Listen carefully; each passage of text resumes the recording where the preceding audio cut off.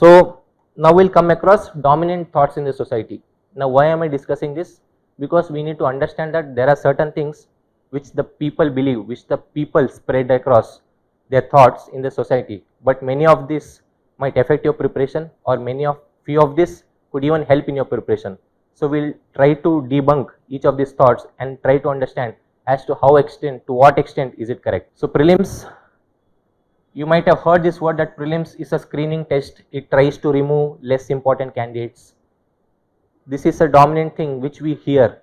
Many of the lecturers and many of the even toppers have said this dialogue. So to what extent is it correct? Prelims is a screening test, yes. But in recent years, in the year 22, 23, 24, 25, prelims has been a screening test not to differentiate people who are seriously prepared and those who are less prepared. Prelims is no more that game. Prelims, in fact, has become an exam which is trying to differentiate those with analytical mind and those with lesser analytical mind. Because, like I said, every year there are 12,000 people. There are so many people who have prepared really well.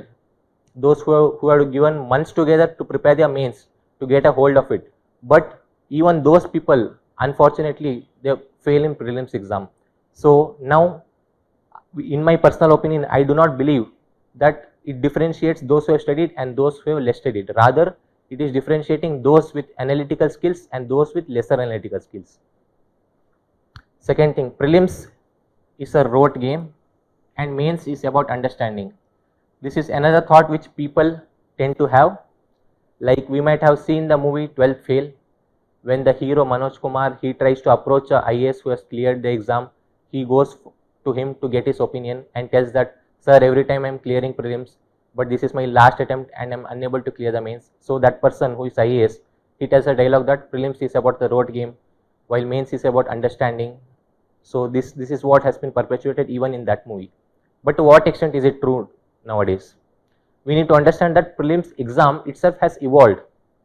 The questions and the kind of patterns that were observable in 2017 and 2018 have drastically changed in the year 2023, 2025. So prelims as a rote game could be believed maybe at an earlier point of time, but not in today's time, because it becomes a rote game or a memory based exam only when the things that we have studied have been directly asked in the exam. So if that had happened, whatever we studied, if it was asked in the exam, then we could have differentiated between those who studied and those who did not study. But nowadays, even despite after studying so much of syllabus, so much of content, people are unable to clear the prelims. So it is no more of a rote game. Also, definitely there is no doubt that mains is an understanding game.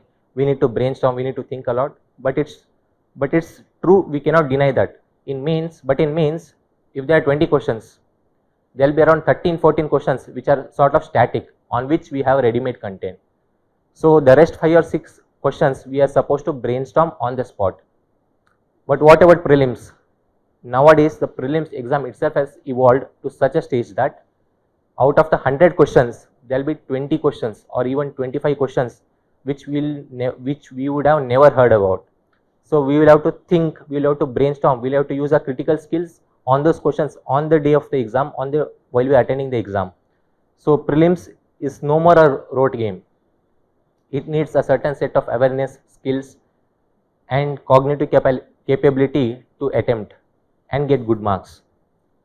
There is another thought that we can easily clear prelims, so let us focus on mains. Like I said, this was true, but at a different timeline, maybe 2017, 2018, because I remember one of my friends telling that he had attempted 2016 prelims and he had thoroughly prepared current affairs, and through that current affairs he was able to attempt 16 questions in the actual UPSC exam out of 100. But that process or that kind of pattern is not found in today's time. So clearing prelims is easy, so let us focus on mains. Focusing on mains is definitely important, but we cannot take prelims for granted, because like I said at the beginning, unless and until we do not clear prelims, the real UPSC CSE game has not begun. Similarly, there is another thing which aspirants do, that Every year UPSC would come with different sort of questions or more or less questions from each subjects, and some or the other book would have captured those questions. There will be some book which are apart from the standard book, through which there will be 3 or 4 questions which would have asked in that particular year. So what do aspirants do? They try to study this new book. For instance, if you have studied spectrum for modern history, that is your base material. But in the year when you are giving exam, or the previous year, when the exam had happened, your senior would come to you and tell that from this so and so book, apart from spectrum, 4 questions have been directly asked. See, here are the statements. So if you have studied this book, you could have directly answered. So what do aspirants do? Apart from studying spectrum, which in itself is a bulky book, they try to study the other book also. And the next year, UPSC will not ask from that other book. It will pick some third book, or it might not even pick from any of those books. So this is how UPSC does. So running behind books after having a static book, after having a properly decided material, so that is not needed. Now many of these things might seem basic, but when we are in the tense state, when we are very eager to clear that prelims, we forget so many of these things. So once this is clear, we will move through the direction in which we have planned. Another thing is, institutes 70 to 80 questions came from a material. This is what many of the institutes would claim. So what do aspirants do? Since institutes are claiming that 70 to 80% of the questions in prelims came from their material, they would excessively rely on institute material. They would put aside their static material, spectrum, Lakshmikant, Shankar IAS and so on, and they would pick up the institute material.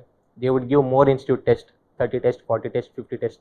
They would try to memorize all those options and all the content and the synopsis that are given at the end of the sheets. And when they go and attempt the exam, they realize that there is not 70 or 80 questions that are actually present in the exam. So the aspirant who believed in this would actually be risking his attempt, and once he writes the exam and he fails in that, he'll realize that, oh, this is not true. So what actually happens here, I want to speak a couple of minutes about that. This is not to criticize any of the institutes. Definitely there are so many questions in UPSC that would have been covered by so many of the institute test series, but 70 to 80 questions came from our material. So how does this claim work? I'll try to talk about that. So we know that in geography, earthquakes is an important topic. We know that ocean currents are an important topic. We know that climatic seasons are an important topic. So these are the important topics. Suppose an institute covers or asks a question on earthquake. Suppose in its institute material, it has asked 4 questions on earthquake, 4 questions on ocean currents, or 4 questions on climatology. And UPSC has asked on similar themes. Many of the institutes claim this as this question has appeared from their material, though it may not cover the exact thing that was been asked in UPSC. This is one way that institutes claim. Another thing is that UPSC will, in a given question, UPSC may give 4 statements. So out of those 4 statements, there will be 1 statement or 2 statements which the institute material would have covered. So the institute will try to claim that this question has come from its institute material. But when you are attempting in the UPSC exam, there are 4 statements, and if the options are only 1, only 2, only 3 and only 4, you know that 2 statements have been covered by the institute. But what about the other 2 statements?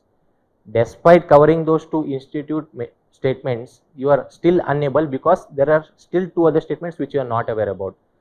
So in this way, in the actual UPSC exam, despite studying that material, you are unable to answer. So this is also another issue that the aspirant faces. So irrespective of what the claims are, we need to understand and believe that UPSC exam in a certain way will be to an extent unpredictable. And if we are aware of these things from aspirant perspective, aspirants should be more confident to attempt the exam, because when he sees the actual exam, if there are unpredictable questions, he knows beforehand that there will be such questions, and he won't be afraid while proceeding with the questions. But if he is made to believe that 70 or 80 questions come from the material, then when he sees questions that are not from his source or his material, then the aspirant gets afraid. So this should not happen with aspirants. That is the only perspective that I am telling this thing.